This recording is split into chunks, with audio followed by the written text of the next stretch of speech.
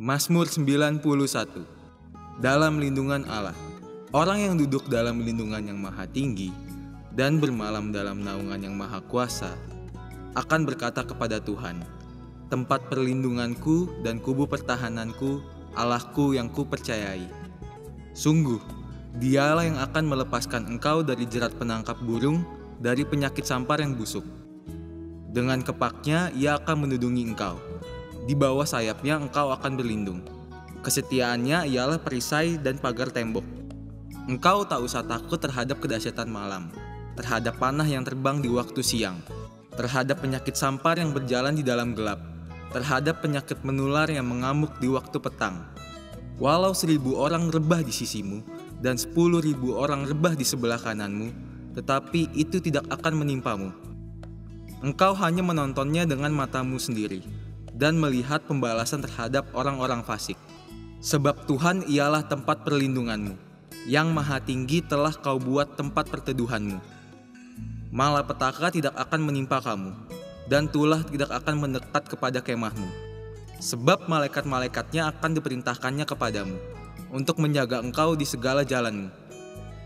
Mereka akan menatang engkau di atas tangannya, supaya kakimu jangan terantuk kepada batu. Singa dan ular tedung akan kau langkahi. Engkau akan menginjak anak singa dan ular naga. Sungguh, hatinya melekat kepadaku, maka aku akan meluputkannya. Aku akan membentenginya sebab ia mengenal namaku. Bila ia berseru kepadaku, aku akan menjawab. Aku akan menyertai dia dalam kesesakan. Aku akan meluputkannya dan memuliakannya. Dengan panjang umur akan kukenyangkan dia, dan akan kuperlihatkan kepadanya keselamatan daripadaku. Amin. Mari kita akan memulai ibadah kita dan kita akan perkatakan sama-sama Pentakosta ketiga. Mari kita perkatakan 1, 2, 3. Pentakosta ketiga. Pentakosta ketiga adalah pencurahan Roh Kudus yang dahsyat di zaman now, melebihi yang terjadi di Azusa Street. Pentakosta ketiga akan mengakibatkan penuaian jiwa yang terbesar dan yang terakhir sebelum Tuhan Yesus datang kembali. Pentakosta ketiga akan membangkitkan generasi Yeremia, yaitu anak-anak muda yang dipenuhi Roh Kudus, cinta mati-matian kepada Tuhan Yesus, tidak kompromi terhadap dosa, dan akan bergerak untuk memenangkan jiwa.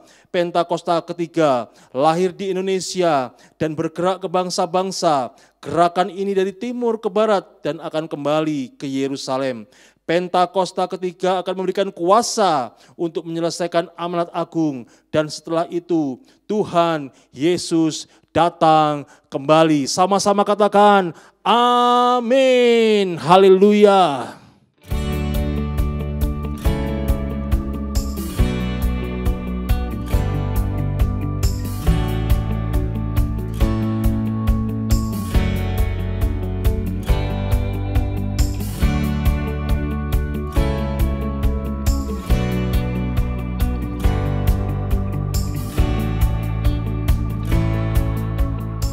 Shalom bagi Bapak Ibu Saudara yang ingin memberikan persembahan perpuluhan. Bapak Ibu Saudara dapat mentransfer ke rekening BCA Cabang Menara Ancol dengan nomor rekening berikut ini. Atas nama GBI Jalan Gatot Subroto. Dan bagi Bapak Ibu Saudara yang ingin memberikan persembahan diakonia, Bapak Ibu Saudara dapat mentransfer ke nomor rekening berikut ini. Atas nama GBI MTH Square. Dan bagi Bapak Ibu Saudara yang sudah memberikan persembahan melalui rekening ini, Bapak Ibu Saudara diharap mengirim bukti transfer melalui hotline gereja kita, atau Bapak Ibu Saudara dapat mengirim melalui akun media sosial gereja kita. Pastikan Bapak Ibu Saudara tetap mendapatkan info terbaru tentang kegiatan gereja kita melalui media sosial gereja kita.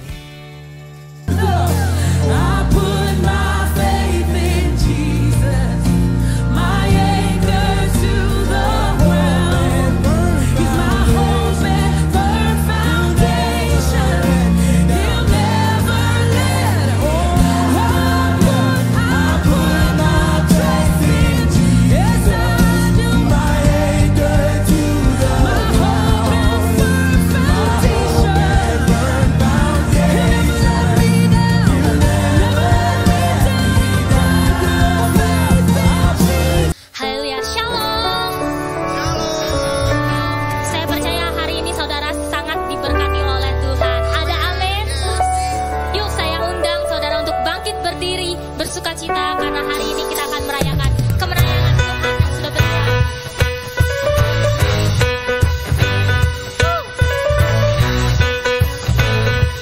Mari sama-sama belajar lagu ini, saudara.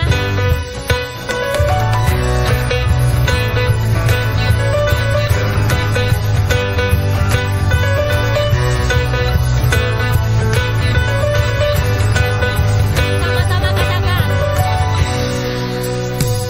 Pada siapa kau bandingkan perbuatannya yang heran? Tak ada kerajaannya yang terbesar, tak akan tergoyahkan. Semua musuh menggeletar, mendengarkan kebutuhan seorang kebenaran. Sungguh kemenangan ini tak ada yang setara denganmu. Hanya Yesus Tuhanlah yang terhebat. Kau menguasai dari penguasa di dunia, kerajaan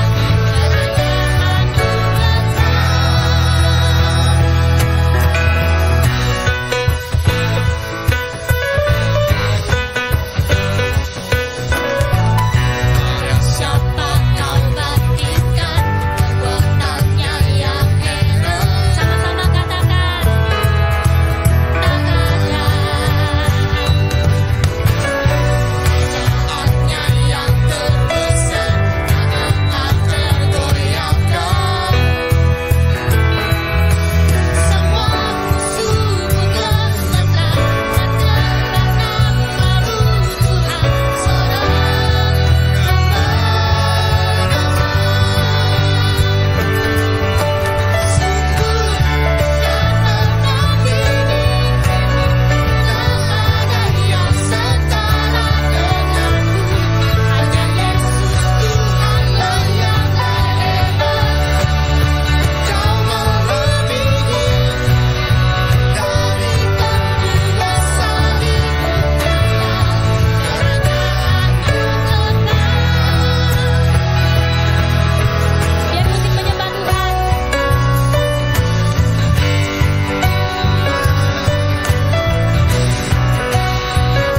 Kau raja di atas segala raja, Yesus.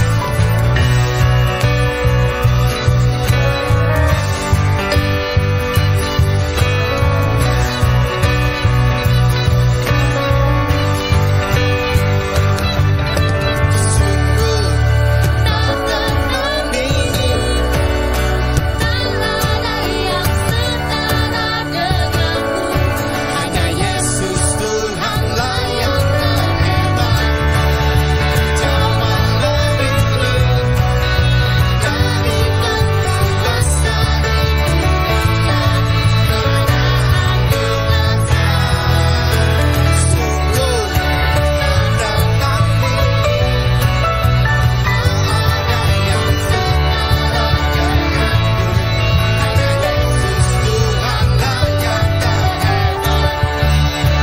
Hanya Yesus Tuhanlah yang terhebat. Kau melebihi dari penguasa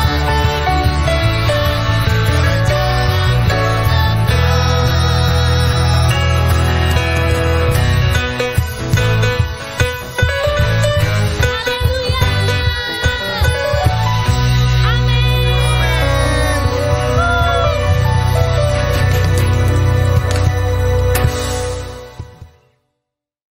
Shalom semua. Di dalam edisi Voice of Pentecost kali ini, kita akan membahas satu topik yang sangat menarik, yaitu teologi kemakmuran, benar atau salah. Mungkin banyak dari kita yang sering mendengar ada seseorang, suatu gereja atau pelayanan yang katanya menganut teologi kemakmuran. GBI Jalan Gatot Subroto pun tidak luput dari anggapan tersebut. Namun, perlu diketahui bahwa gereja kita sama sekali tidak menganut teologi kemakmuran. Supaya kita tidak terjebak di dalam pengajaran tersebut, mari kita sama-sama mempelajari dan memahami 4 hal mengenai hal kekayaan dari kitab Ulangan pasal 7 sampai 9, yaitu saat Tuhan mengajarkan kepada bangsa Israel selama di padang gurun.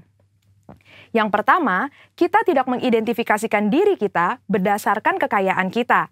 Di dalam Ulangan 7 ayat 7 jelas mengajarkan bahwa Tuhanlah sebagai pencipta kita yang menentukan harga diri kita, bahwa kita adalah mulia dan berharga di matanya. Yang kedua, kita tidak mencari kenikmatan kita dari kekayaan. Raja Salomo jatuh karena melupakan kenikmatan bersama Tuhan dan mencari kenikmatan dari kesenangan duniawi yang didapat dari keberhasilannya. Pada dasarnya, Tuhan tidak melarang kita untuk menikmati berkat materi yang sudah Tuhan berikan, asalkan sesuai dengan kebenaran firman dan tuntunan Roh Kudus, serta tidak menempatkan kepuasan kita pada hal-hal yang bersifat materi. Jika tidak, kita akan terhilang dari rencana Tuhan atas hidup kita. Yang ketiga, kita tidak menaruh kekuatan kita pada kekayaan. Karena uang seringkali membuat pemiliknya merasa memiliki kendali dan kekuatan. Uang juga dapat membelokkan rasa keadilan seseorang dan membuat pemiliknya merasa lebih berkuasa dari orang lain. Dan yang keempat, kita tidak mencari tujuan hidup dari kekayaan. Di dalam Matius 6 ayat 24 dan Lukas 16 ayat 13, Yesus menyatakan bahwa kita tidak dapat melayani dua tuan. Dan di dalam Ulangan 8 ayat 18 juga dengan jelas berkata bahwa Tuhanlah yang memberi kekuatan untuk menghasilkan kekayaan dan menggenapi perjanjian Abraham, yaitu berkat bagi Israel, supaya melalui Israel semua kaum juga dapat diberkati. Kita perlu mengerti 4 hal tersebut, supaya kita tidak dapat dengan mudah terbawa oleh pengajaran teologi kemakmuran. Karena teologi kemakmuran adalah suatu penyimpangan dari sebuah pengajaran Alkitab yang benar. Ingat, Tuhan mau kita sebagai anak-anaknya berhasil dan diberkati, namun melalui pengajaran yang benar. Supaya lebih jelas, mari kita sama-sama telaah 3 penyimpangan ajaran utama teologi kemakmuran. Ajaran yang pertama dikatakan bahwa Allah menginginkan semua anak-anaknya berhasil. Kalimat ini sebetulnya tidak salah, namun menjadi salah jika dipahami secara ekstrim, yaitu jika kita tidak diberkati atau berhasil, artinya kita bukanlah anak Tuhan. Padahal di dalam Yosua 1 ayat 8 dengan jelas mengajarkan bahwa tolak ukur menilai keberhasilan tidak dapat dinilai secara materi. Sebaliknya, untuk berhasil, kita juga perlu merenungkan, memperkatakan, dan melakukan firman Tuhan di dalam kehidupan kita. Selanjutnya, ajaran teologi kemakmuran yang kedua dikatakan penebusan Yesus di kayu salib adalah penebusan dari kemiskinan, penderitaan, dan sakit penyakit, di mana jika orang tersebut percaya sepenuhnya, maka tidak akan mengalami penderitaan. Tentu hal ini sangat menyimpang, karena teologi kemakmuran berpendapat jika kita mengalami kemiskinan, penderitaan, dan sakit penyakit, artinya kita belum menerima Tuhan di dalam hidup kita. Padahal sebenarnya Tuhan dapat mengizinkan kita mengalami penderitaan untuk membawa kita ke tujuan yang lebih besar, supaya kita dapat lebih lagi berharap pada Tuhan, menjaga hati kita, serta memurnikan motivasi hati kita. Sama seperti pandemi COVID-19 yang kita semua sedang alami. Saya percaya Tuhan mengizinkan hal ini terjadi untuk sebuah tujuan yang lebih besar, dan supaya kita dapat lebih lagi mengalami peranan Roh Kudus di dalam hidup kita, yaitu sebagai pembawa hadirat Tuhan, pemberi kuasa dan kekuatan, serta penghibur di tengah penderitaan. Berikutnya, ajaran teologi kemakmuran yang ketiga adalah mengklaim apa saja yang kita inginkan karena semua kekayaan Allah tersedia bagi kita di dalam Kristus. Ini tidak salah, tetapi menjadi menyimpang ketika dikatakan bahwa sebagai anak Tuhan, kita dapat meminta apapun, tidak peduli apa saja yang menjadi keinginan kita. Mereka juga menggunakan 2 ayat Alkitab di dalam Mazmur 37 ayat 4 dan Filipi 4 ayat 19 sebagai dasar pembenaran pandangan pengajaran teologi kemakmuran. Padahal, 2 ayat tersebut bukan berbicara tentang pemenuhan segala keinginan duniawi kita, tetapi pemenuhan keperluan orang yang sudah mendapatkan kepuasan di dalam Tuhan. Dan juga permintaan tersebut harus sesuai dengan kehendak Tuhan. Melihat dari 3 ajaran tersebut, dapat disimpulkan bahwa teologi kemakmuran adalah teologi yang kekanak-kanakan, yang terlalu menekankan hak dan melupakan tanggung jawab. Dan GBI Gatot Subroto jelas tidak setuju dengan penyimpangan pengajaran tersebut.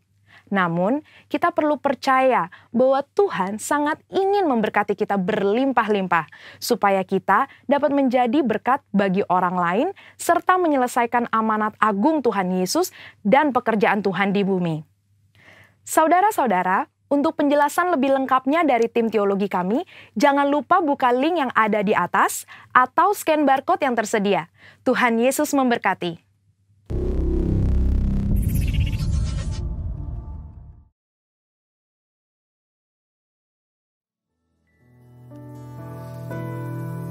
Haleluya.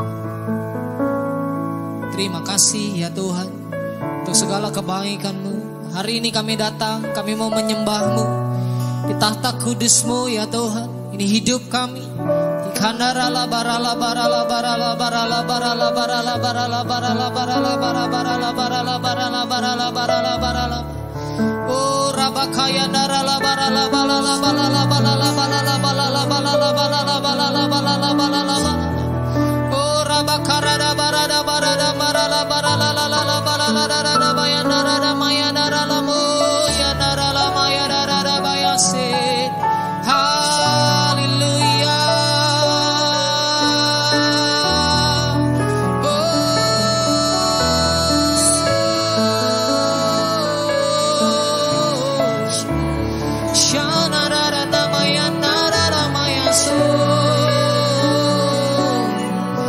Kasih Tuhan, thank you Lord. Kami perlukan keajaiban-Mu, kami butuhkan sentuhan tangan-Mu, kami tak dapat jalan sendiri, kami perlu Kau Tuhan. Kami perlukan keajaiban-Mu, kami butuhkan sentuhan tangan-Mu, kami tak dapat jalan sendiri, kami perlu Kau Tuhan. Katakan sama-sama pujian ini. Kemanakah kami mencari kasih sejati?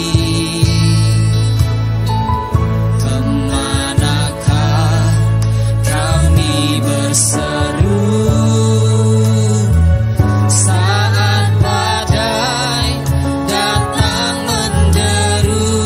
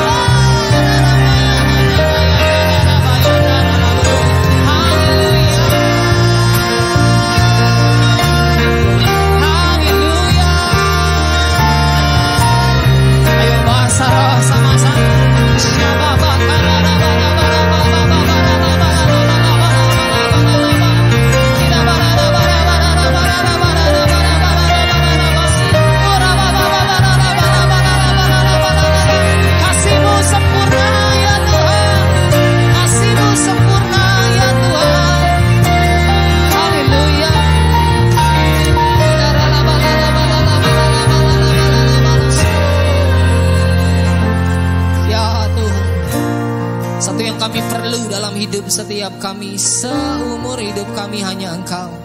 Karena kami tahu waktu Engkau hidup dalam kami Tuhan, kami berbuah banyak Tuhan. Karena kami tahu waktu Tuhan hidup dalam kami dan kami di dalam Engkau. Firman Tuhan katakan apa yang kami minta Tuhan, Engkau akan berikan kepada setiap kami. Maka biar hari-hari ini Tuhan di tengah-tengah goncangan yang begitu luar biasa di bangsa kami mau berkatakan, kami mau berkata, kami mau komitmen kepadamu.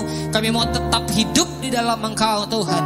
Supaya hidup kami melakukan apa yang menjadi kehendak-Mu dan menyelesaikan amanat agung yang Tuhan boleh pesankan buat kami. Tuhan, hari-hari ini biar setiap kami terus semakin bernyala-nyala di dalam Engkau. Karena kami percaya Tuhan sedang siapkan setiap kami untuk menjadi orang-orang yang menang di dalam Engkau. Bahkan hari-hari ini Tuhan, kami mau menjadi pasukan-pasukan prajurit-prajurit Tuhan yang gagah perkasa, yang mempunyai gaya hidup doa pujian penyembahan bersama-sama dalam unity siang dan malam, dan melakukan apa yang menjadi kehendak-Mu. Maka nyatakan isi hati-Mu buat kami hari ini Tuhan. Kami rindu untuk mendengar apa yang menjadi pesan-Mu, karena kami tahu firman-Mu ya dan amin. Firman-Mu pelita bagi kaki kami dan terang bagi jalan kami. Biar hidup kami menyenangkan hatinya Tuhan, karena kami tahu kami mengasihi Engkau Tuhan. Terima kasih Tuhan, berfirmanlah melalui hamba-Mu yang akan menyampaikan firman Tuhan hari ini. Berkati, berikan kuasa, pengurapan, otoritas, hikmat ilahi atas hamba-Mu. Sehingga waktu firman Tuhan disampaikan, hidup kami dibebaskan, hidup kami dimerdekakan, hidup kami dipulihkan, dan kami mengerti apa yang harus kami lakukan. Sehingga waktu kami berjalan, kami tahu kami berjalan dalam kuasa-Nya Tuhan. Terima kasih banyak, Engkau baik buat kami. Kami siapkan hati kami untuk mendengar isi hati-Mu. Berfirmanlah ya Tuhan. Di dalam nama Tuhan Yesus Kristus kami berdoa dan mengucap syukur. Sama-sama kita katakan amin. Shalom saudara-saudara kasih dalam Tuhan Yesus, jemaat di GBI MTH. Sebelum kita mendengarkan firman Tuhan, kita satukan hati, kita persiapkan di dalam doa. Segala puji syukur kami naikkan kepadamu Bapa di dalam nama Tuhan Yesus. Terima kasih Tuhan. Kalau sepanjang tahun 2020 Engkau sudah menyertai kami, Engkau sudah melindungi kami, dan kami boleh tiba di tahun yang baru ini Tuhan. Semua karena kebaikan dan kemurahan-Mu Tuhan. Terima kasih Tuhan, Engkau berikan kami untuk kami boleh kembali beribadah pada awal tahun ini Tuhan. Kami percaya Engkau juga berikan kami Tuhan firman-Mu Tuhan, untuk memberikan kekuatan bagi setiap kami Tuhan. Urapi lidah bibir hamba-Mu untuk menyampaikan kebenaran firman-Mu di tempat ini Tuhan. Hamba-Mu percaya setiap firman yang ditaburkan pada hari ini di tempat ini tidak pernah akan kembali dengan sia-sia, karena firman itu akan melakukan segala kehendak Tuhan. Terima kasih Bapa, kami serahkan semuanya ini ke dalam tangan-Mu. Berkati setiap jemaat-Mu, baik yang di rumah-rumah, yang mendengarkan ibadah online ini Tuhan. Engkau berkati semuanya. Terima kasih Bapa, di dalam nama Tuhan Yesus. Kita yang siap mendengarkan firman Tuhan katakan bersama-sama amin. Kita berjumpa lagi di dalam ibadah online pada minggu ini. Pertama-tama saya mengucapkan selamat tahun baru, selamat memasuki tahun integritas. Nah, pada hari ini saudara, saya mau menyampaikan firman Tuhan dengan judul apakah engkau mengasihi Tuhan? Nah, integritas kita di dalam tahun 2021 ini memasuki tahun yang luar biasa, di dalam kondisi pandemi, di dalam kondisi resesi yang masih belum jelas selesainya kapan. Nah, integritas itu dikatakan adalah the quality of being honest and having strong moral principle, moral uprightness. Artinya saudara, integritas itu adalah satu kualitas daripada seseorang di dalam kejujuran, di dalam punya moral yang kuat, yang di dalam kebenaran firman Tuhan. Dan juga dikatakan the state of being whole and undivided. Artinya dalam kondisi yang utuh ya, dan tidak terbagi-bagi. Itulah integritas, punya satu tujuan yang jelas saudara. Nah, integrity is choosing your thought and action based on value rather than personal gain. Artinya integritas itu adalah kita memilih pikiran-pikiran dan tindakan berdasarkan nilai-nilai yang alkitabiah, bukan atas dasar keuntungan pribadi. Itulah integritas. Nah, jadi saudara, hari-hari ini di tengah pandemi, di tengah kondisi kita beribadah di rumah-rumah, ya. Nah, hari-hari ini justru inilah ujian di mana integritas sebagai anak-anak Tuhan. Apakah hari-hari ini saudara-saudara yang ada ibadah di rumah-rumah, apakah jemaat maupun pengerja masih ibadah dengan sungguh-sungguh? Apakah masih hidup kudus dan berkenan di hadapan Tuhan? Apakah masih mengembalikan persepuluhan? Karena integritas dikatakan is doing the right thing even when no one is watching. Jadi integritas itu adalah kita melakukan sesuatu yang benar tanpa orang melihatnya, tanpa gembala saudara melihatnya. Itulah integritas. Kita tetap melakukan kebenaran dan kita tetap melakukan apa yang selama ini sudah kita lakukan dengan benar di hadapan Tuhan.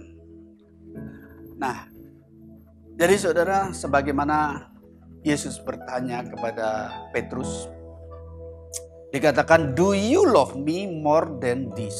Ya, saat Petrus ada di tepi pantai bersama dengan Tuhan Yesus, di situ Tuhan mempertanyakan, "Apakah engkau mengasihi aku?"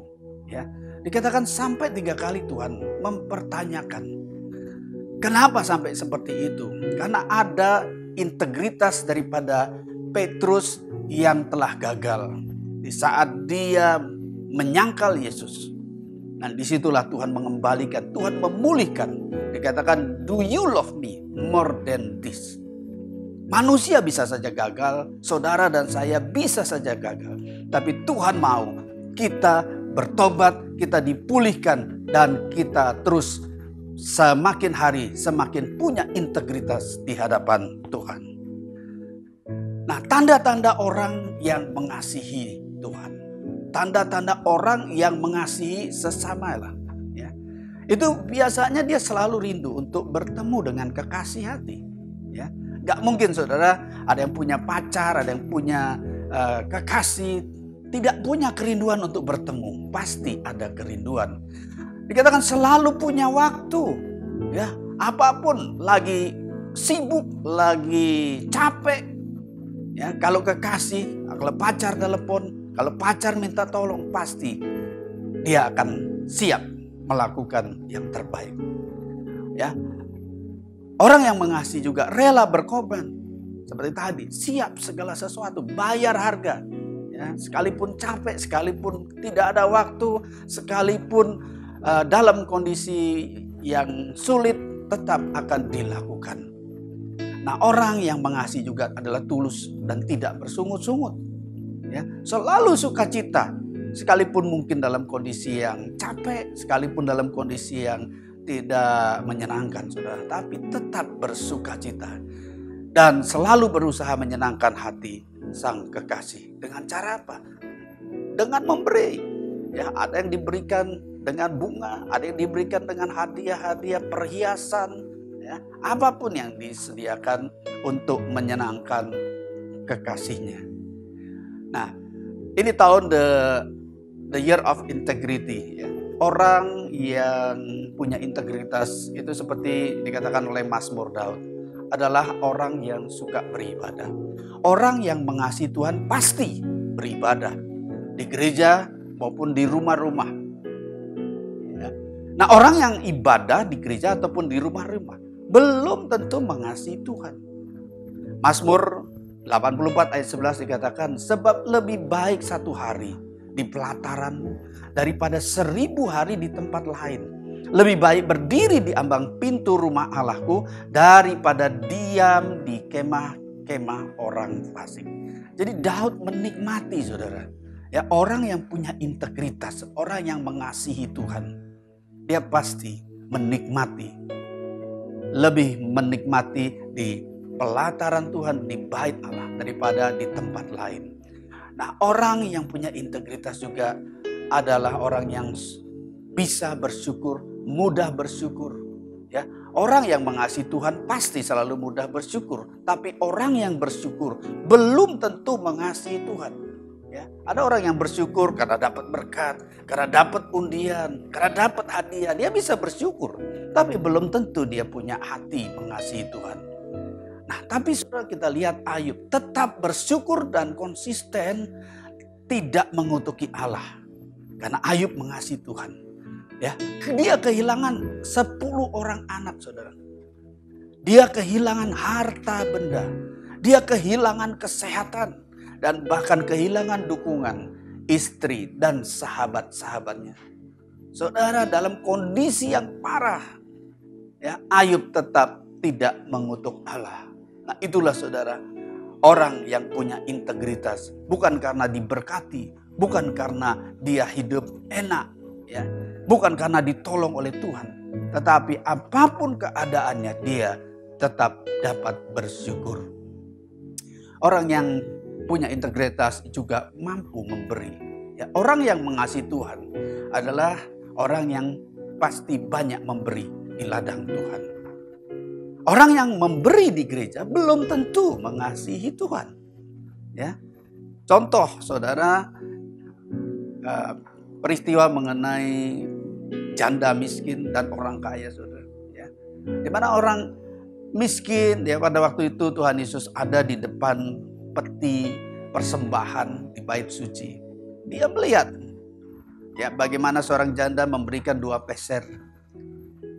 Dan di situ Tuhan mengatakan bahwa janda yang miskin ini memberi jauh lebih banyak daripada orang yang kaya yang memberikannya di kotak persembahan itu.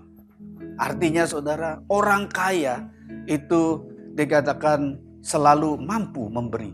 Orang miskin selalu tidak mampu memberi. Artinya kalau orang dunia bilang kaya, belum tentu kaya di mata Tuhan. Bisa saja dia kaya tapi tidak mampu memberi. Ya, tidak berani memberi. Nah, kekayaan bukan masalah berapa banyak yang kamu miliki, tetapi berapa banyak yang kamu bisa berikan kepada Tuhan, kepada orang lain. Itulah orang yang kaya, saudara. Nah, di dalam orang yang integritas juga berani membayar harga. Orang yang mengasihi Tuhan membayar harga yang luar biasa. 12 rasul itu mati dalam kondisi martir, saudara. Kenapa? Karena mereka mengasihi Tuhan. Mereka bayar harga. Dari 12 rasul itu tidak ada satupun yang tidak terkena siksaan. Ya, hanya Yohanes yang waktu disiksa dimasukkan ke dalam minyak yang mendidih, tetapi dia diselamatkan oleh Tuhan. Tapi akhirnya dia dibuang ke Pulau Patmos, dan itulah dia menuliskan kitab Wahyu di situ, saudara. Ya, jadi itulah orang-orang yang punya integritas. Di tahun integritas ini, tahun 2021, ada 5 hal utama untuk kita bisa menjaga integritas. Yang pertama ketaatan, yang kedua motivasi, yang ketiga adalah intimasi, yang keempat kekudusan, yang kelima adalah iman percaya. Nah, yang pertama adalah ketaatan. Orang yang cinta Tuhan pasti taat, saudara. Tapi orang yang taat belum tentu cinta Tuhan. Karena apa? Mungkin ketaatannya karena dia takut api neraka. Ketaatan untuk melakukan firman Tuhan karena apa? Karena ritual agama. Karena KTP-nya Kristen, dia harus ibadah. Orang taat karena apa? Dia supaya minta diberkati. Ya, tetapi orang yang melakukan perintah Tuhan itu yang sungguh-sungguh punya ketaatan karena mengasihi Tuhan Yesus. Itu yang benar, saudara. Nah, contoh, saudara, ujian integritas pertama terjadi itu adanya di Taman Eden. Ya, Adam Hawa tidak taat melakukan perintah Tuhan. Kejadian 3 ayat 6 dikatakan perempuan itu melihat bahwa pohon itu baik untuk dimakan dan sedap kelihatannya.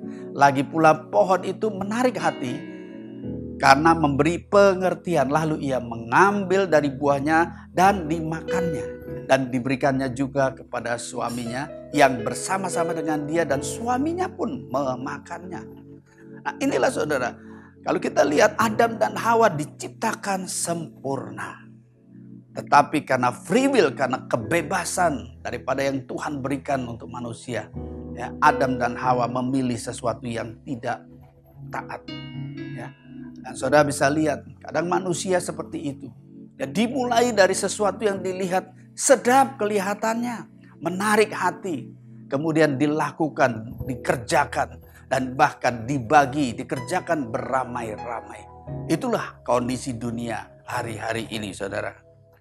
Nah, orang yang cinta Tuhan pasti baca dan lakukan firman Tuhan. Tetapi orang yang baca firman Tuhan belum tentu cinta Tuhan. Banyak saudara sekolah-sekolah di teologi, saudara, sekolah Alkitab. Mereka harus baca Alkitab. Mereka harus melakukan penelaahan Alkitab. Tetapi ada saudara, orang-orang yang di teologi, ya, bahkan selesai dia dari situ justru dia tidak percaya kepada Tuhan. Nah, Lukas 11 ayat 8 dikatakan, tetapi ia berkata, yang berbahagia ialah mereka yang mendengarkan firman Allah dan yang memeliharanya. Di sini kata memelihara itu bukan cuma memelihara, tapi dia lakukan, dia percaya, dia imani, saudara. Itulah dikatakan dia memelihara. Nah, yang kedua, saudara, kita harus menjaga motivasi kita. Orang yang cinta Tuhan pasti memberikan korban yang terbaik kepada Tuhan. Dia membawa korban terbaik kepada Tuhan, belum tentu cinta Tuhan. Ya, Amsal 4 ayat 23 dikatakan, jagalah hatimu, ya, bukan jagalah kantongmu, bukan jagalah hartamu, jagalah hatimu dengan segala kewaspadaan. Karena dari situlah terpancar kehidupan. Segala sesuatu yang kita lakukan itu terpancar mulai dari hati kita, saudara. Nah, di dalam peristiwa Kain dan Habel di Kejadian 4 ayat 4-5 dikatakan Habel juga mempersembahkan korban persembahan dari anak sulung kambing dombanya, yakni lemak-lemaknya. Maka Tuhan mengindahkan Habel dan korban persembahannya, tetapi Kain dan korban persembahannya tidak diindahkannya.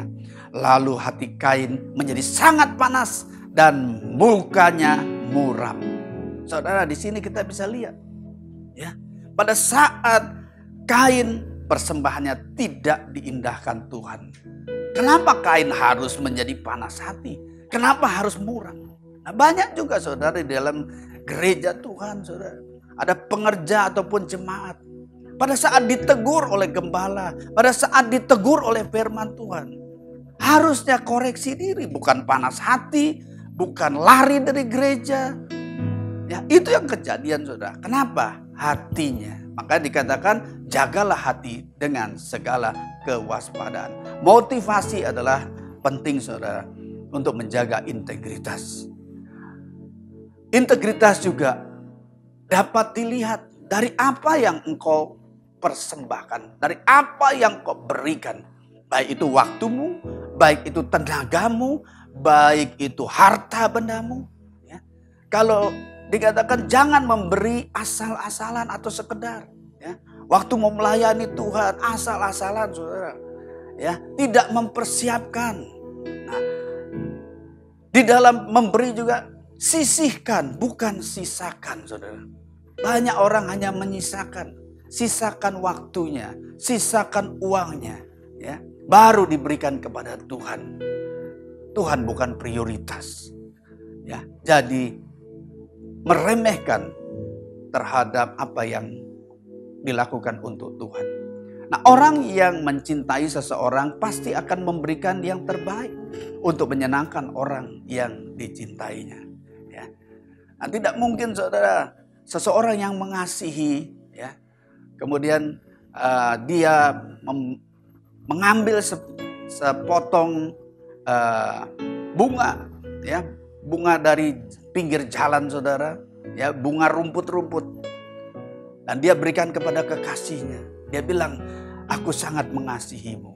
Saudara sebagai seorang kekasih pasti saudara akan tertawa.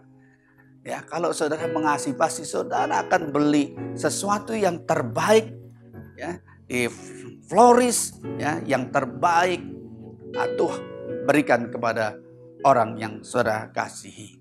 Ya. Nah, banyak saudara di dalam gereja Tuhan memberi asal memberi saudara.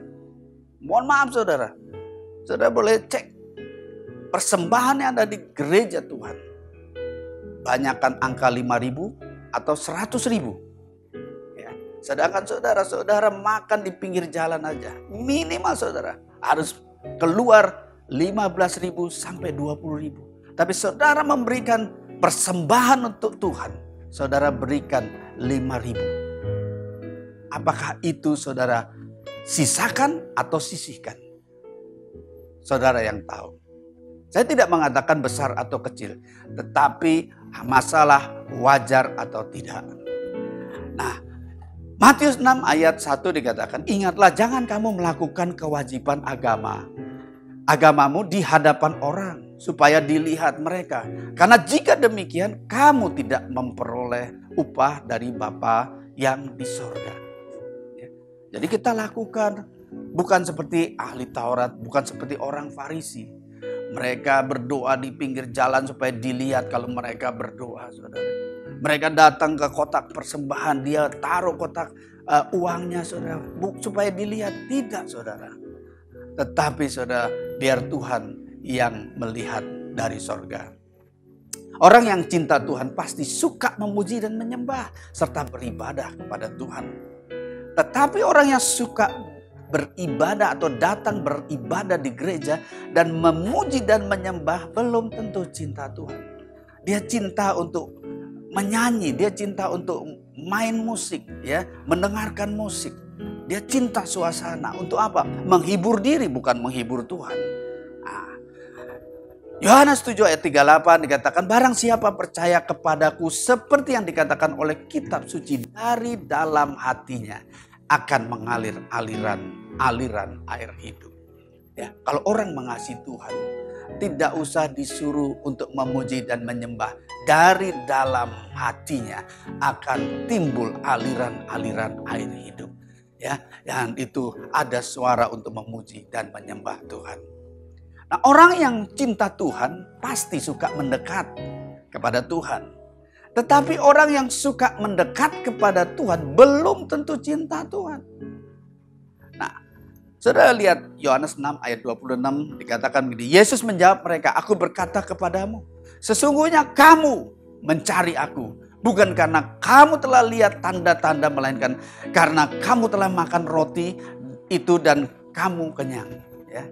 Jadi saudara, kejadian ini pada saat Yesus habis memberi makan 5.000 orang. Dan dia nyebrang ke danau, sampai di seberang ternyata orang-orang sudah berbondong-bondong datang mengikut dia, saudara. Tetapi Yesus katakan, kamu mencari aku karena kamu habis makan kenyang. Begitu juga banyak orang-orang Kristen, ya, datang beribadah kepada Tuhan, mencari Tuhan, bukan karena untuk menyenangkan Tuhan, tetapi supaya diberkati pekerjaannya, proyeknya, supaya sekolahnya diberkati, supaya keluarganya diberkati. Ya, ada motivasi-motivasi, tapi di luar motivasi menyenangkan Tuhan. Lebih ke arah menyenangkan diri sendiri. Nah, Kejadian 5 ayat 21 ya. Dikatakan Henok hidup 65 tahun, ia memperanakan Metusala, dan Henok hidup bergaul dengan Allah selama 300 tahun lagi. Setelah itu ia memperanakan Metusala dan ia memperanakan anak lelaki dan perempuan. Jadi Henok mencapai umur 365 tahun dan Henok hidup bergaul dengan Allah. Lalu tidak ada lagi sebab ia telah diangkat oleh Allah. Sama saudara hari-hari ini. Kalau saudara dan saya, kita mau siap untuk diangkat di awan-awan bersama dengan Tuhan pada saat kedatangan Tuhan Yesus di awan-awan permai. kita harus hidup bergaul dengan Tuhan setiap waktu, saudara. Yang keempat adalah kekudusan. Ya, untuk menjaga integritas, saudara harus melakukan hidup yang kudus. Orang yang cinta Tuhan pasti selalu berusaha hidup kudus. Tetapi orang yang hidup kudus belum tentu cinta Tuhan. Karena punya motivasi yang lain kenapa dia harus hidup seperti itu. Ya. Nah, kita lihat contoh kekudusan yang dilakukan oleh Yusuf, saudara. Di dalam Kejadian 9 ayat 7 sampai 9. Selang beberapa waktu istri tuannya, yaitu istri Potifar, memandang Yusuf dengan birahi. Lalu katanya, marilah tidur dengan aku. Tetapi Yusuf menolak dan berkata kepada istri tuannya, dengan bantuan tuanku itu tidak lagi mengatur apa yang ada di rumah ini. Dan ia telah menyerahkan segala miliknya pada kekuasaanku. Bahkan di rumah ini ia tidak lebih besar kuasanya daripadaku, dan tiada yang tidak diserahkannya padaku selain daripada engkau, sebab engkau istrinya. Bagaimana mungkin aku melakukan kejahatan yang besar ini dan berbuat dosa kepada Allah? Saudara, kalau dilihat di sini, ya, Yusuf tidak dilihat siapa-siapa. Dia hanya berdua di satu tempat, tetapi dia bisa menolak, ya, godaan ini, saudara. Sekalipun Yusuf diberikan jabatan, sekalipun Yusuf diberikan kekuasaan, dia tidak menyalahgunakan kekuasaan. Ya. Ada seorang pejabat yang kita tahu sama-sama, dia katakan begini. Kalau orang mau tahu integritas seseorang, beri dia jabatan. Apakah dia korupsi? Apakah dia menyalahgunakan jabatan itu? Nah, kita lihat Yusuf sudah punya posisi, sudah punya otoritas. Tapi dia tidak menyalahgunakan otoritasnya. Itulah integritas. 2 Korintus 7 ayat 1 dikatakan, saudara-saudaraku yang kekasih, karena itu kita sekarang memiliki janji itu, marilah kita menyucikan diri kita dari semua pencemaran jasmani dan rohani. Dan dengan demikian menyempurnakan kekudusan kita dalam takut akan Allah. Saudara, hari-hari ini dengan gadget begitu luas, begitu mudah, orang bisa mengakses apapun, yang kudus maupun yang najis, saudara. Nah, dalam pergaulan juga sama, saudara. Makanya dikatakan harus kita menyucikan diri kita dari semua pencemaran. Itulah yang Tuhan mau buat saudara dan saya lakukan. Yang kelima, yang terakhir adalah iman. Ya, dikatakan di dalam Roma 4 ayat 18 dikatakan begini, sebab sekalipun tidak ada dasar untuk berharap, namun Abraham berharap juga dan percaya bahwa ia menjadi bapa banyak bangsa, menurut yang difirmankannya, demikian banyaknya nanti keturunanmu. Saudara, kondisi Abraham waktu itu, saudara, Abraham sudah menerima janji pada saat usia 75 tahun. 25 tahun dia tunggu-tunggu masih belum ada, saudara. Di usia yang ke-100 dikatakan imannya tidak menjadi lemah. Ya, nah, padahal rahim istrinya juga sudah tua, sudah tertutup dikatakan. Tetapi terhadap janji Allah ia tidak bimbang. Ya, nah itu, saudara, kita harus punya iman yang benar untuk kita menjaga integritas kita. Nah itu, saudara, kita ada 5 hal yang harus kita lakukan di tahun ini, saudara. Yang pertama, ketaatan. Yang kedua, motivasi yang benar. Yang ketiga, intimasi kepada Tuhan. Yang keempat, kekudusan. Yang kelima, iman yang teguh. Tuhan Yesus memberkati. Puji Tuhan, kita telah diberkati oleh firman Tuhan dan kita akan segera menutup ibadah kita dan kita akan terima berkat Tuhan. Mari siapkan hati kita, angkat kedua tanganmu dan terimalah berkat Tuhan. Tuhan memberkati engkau dan melindungi engkau. Tuhan menyeri engkau dengan wajahnya dan memberi engkau kasih karunia. Tuhan menghadapkan wajahnya kepadamu dan memberi engkau damai sejahtera. Kiranya berkat yang berlimpah dari Allah Bapa di surga dalam anaknya Tuhan kita Yesus Kristus, pertolongan, penyertaan, pimpinan dan kuasa Roh Kudus menyertai engkau hari ini sampai Tuhan Yesus datang kedua kali menjemput kita di awan-awan permai. Semua yang percaya sama-sama katakan amin.